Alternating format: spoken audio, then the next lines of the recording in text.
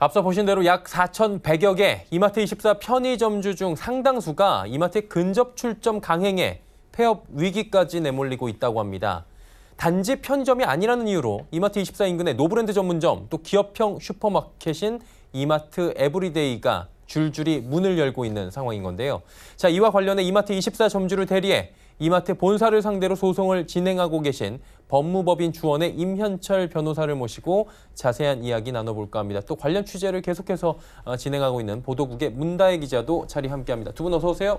안녕하세요. 네. 일단 임 변호사님 굉장히 바쁘시다고 들었는데 오늘 함께해 주셔서 스튜디오에 자리해 주셔서 감사드리고요. 이마트24 점주를 대리해서 법원 소송 진행하고 계신데 간단하게 지금 어떤 일을 하고 계신지 소개를 좀 부탁드리도록 할까요? 네, 안녕하십니까. 저는 법무법인 지원의 임현철 변호사라고 합니다. 최근 작년부터 그 이마트24 노브랜드 근접 출전의 문제로 한 5건의 소송을 진행했고 그 마지막 한 건이 지금 대법원에 진행 중인데 그 사건에 대해서 지금 한 1년 한 7, 8개월 정도 계속해서 소송을 진행하고 있습니다. 네, 오늘 그와 관련된 이야기를 팩트에 기반해서 오늘 조심스럽게 이야기를 해주시고자 이 자리에 나오셨고요.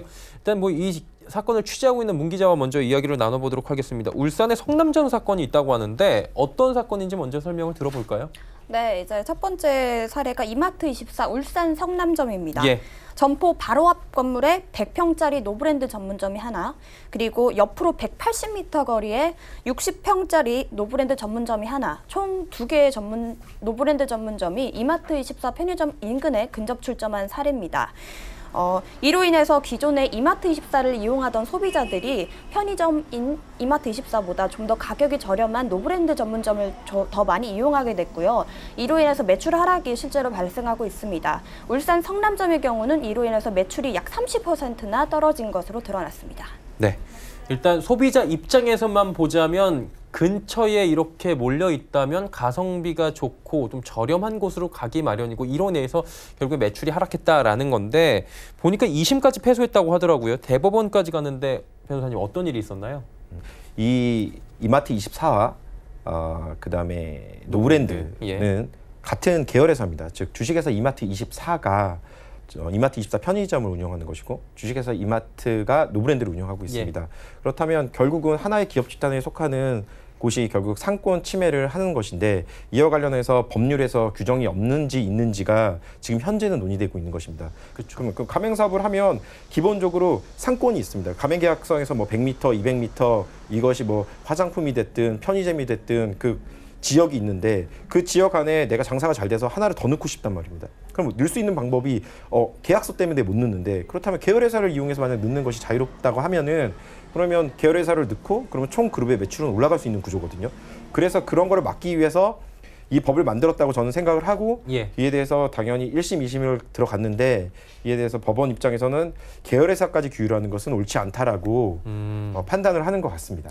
그러니까 한마디로 말해서 이마트24 같은 경우 이마트24 법인 것이고 네. 그리고 노브랜드는 이마트 법인이기 때문에 다른 회사, 별개의 회사로 지금 보고 있다라고 저희가 이해를 하는 게 맞는 것 같아요. 그러면 네. 이게 어떻게 보면 형식 논리 같기도 한데 이게 어떻게 저희가 봐야 되는지 참 이해가 안 가거든요. 제가 조문을 잠시 설명드리면 예. 조문이 이런 식으로 되어 있습니다. 가맹본부가 정당한 사유 없이 정당한 이유 없이 예.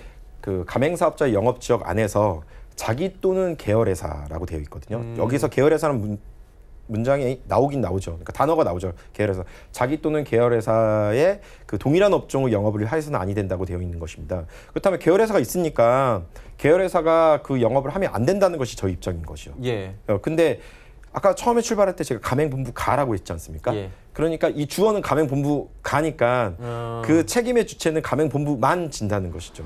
만약 영업금지 가처분을 주식회사 이마트24한테 한다고 하면은 이 영업을 하는 주체는 주식회사 이마트가 네. 노브랜드를 하는 거거든요. 그럼 영업을 하지 않는 사람한테 영업을 하지 말라고 영업금지 가처분을 할 수는 없는 거 아닙니까?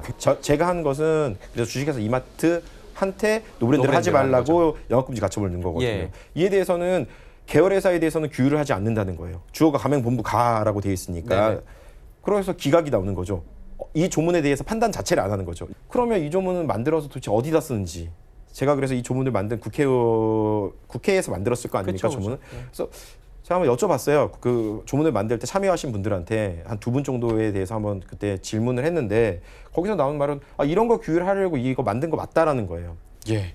이 과정에 대해서 저희가 들어봤는데 얼핏 보면 좀 어려운 얘기인 것 같긴 한데 자세히 살펴보면 저희가 생각하는 부분, 한마디로 뭐 일반 사람들이 생각할 수 있는 부분이 법리 해석 하나하나에 따라서 굉장히 판결이 다르게 나올 수도 있고 또 그 부분들이 다르게 나왔다고 해서 어떻게 또 질의를 할 수 있는 것도 아닌 거고 참 어려운 부분들이 많은 것 같은데 이게 가장 실망하고 계실 분들은 같이 소송을 제기하셨던 20분까지 패소하신 이마트24 점주분들일 것 같아요. 네. 문 기자 취재하고 왔잖아요. 어떤 네네. 반응이신가요?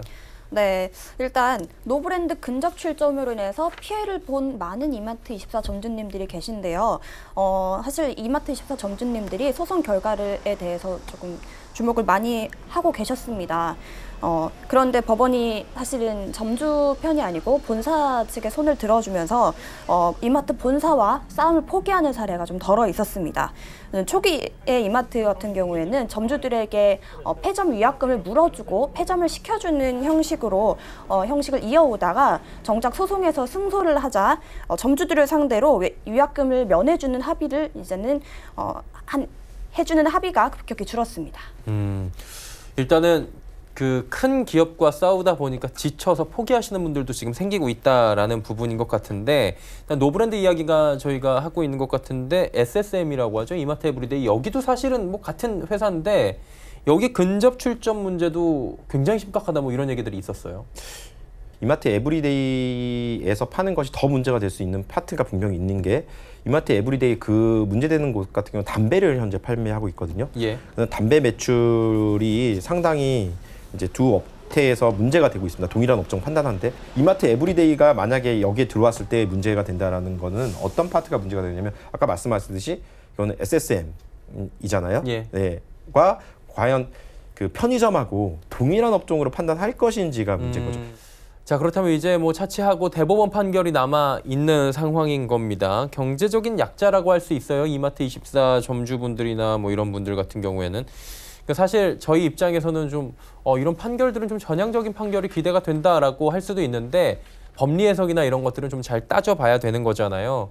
뭐 담당 변호사 입장에서는 대법원 판결이 좀 입법 취지를 고려하고 그다음에 가맹사업법이 기본적인 취지는 예. 가맹 점주의 보호라고 저는 생각을 하기 때문에 판결이 나와줬으면 좋겠는데 대법원에서 판결을 할 때 이 조항이 만약에 이렇게 계속 끝나면은 결국 계열회사를 이용해서 누군가가 어떤 그룹이 똑같이 만약에 하면 그렇다면 영업금지 가처분, 손해배상 둘 다 사실 쉽지 않아지거든요. 그렇다면 굳이 계열회사 조문을 따로 만든 이유가 없어져요.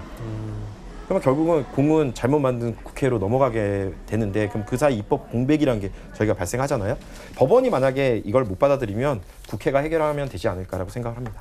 예, 알겠습니다.